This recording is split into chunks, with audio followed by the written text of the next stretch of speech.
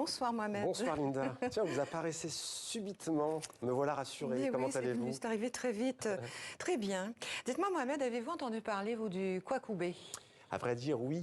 Ça fait fureur, je crois, dans les cours d'école. Absolument. Moi, je pensais que c'était un gâteau breton ou quelque chose comme ça, mais pas du tout.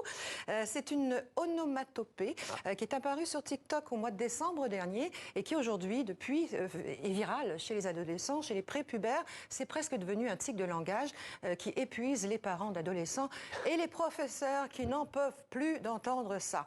Alors, que signifie Kwakubé? Est-ce que vous le savez? À Kwakubé, je crois que ça vient d'un pays d'Afrique francophone. Pas tout à fait. Bah, c'est une farce. Au départ, ça veut rien dire. Rien du tout. C'est un jeu de langage.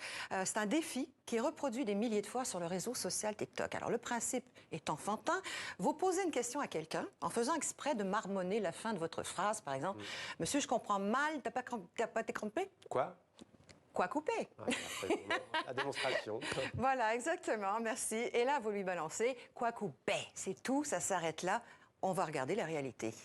Et toi, par exemple, quand tu sors, tu t'habilles souvent comment dans la vie de tous les jours? Bah ça dépend, des fois streetwear, des fois basique. Toi, t'as barateur ou pas, toi? J'ai quoi? Kwakubé. Ton bonnet, c'est un quelle marque? Je sais pas, on me l'a donné. T'as fait le préparateur ou pas, frérot, toi? Quoi? Kwakubé. Ah, il aspire le H, hein, Kwakubé. Absolument, il insiste sur Kwakubé.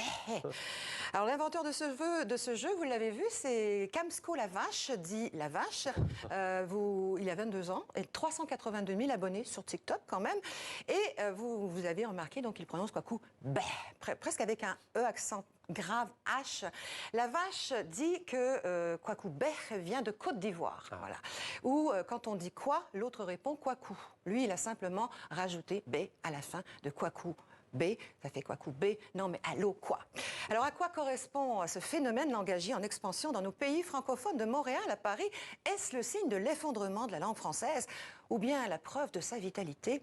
Pour les spécialistes du langage, le Kwakubé agirait avant tout comme un signal de ralliement générationnel visant à créer un sentiment d'appartenance à un groupe en se démarquant bien sûr des adultes dont on se moque gentiment au passage.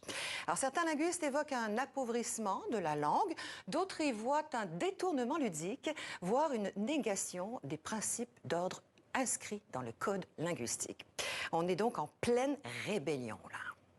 Elle me demande à quoi? Je serais pour Kwakubé. Kwakubé, quand je suis ganté. Full up d'instru, j'ai découpé. Y'a pas le temps pour toi, poupée.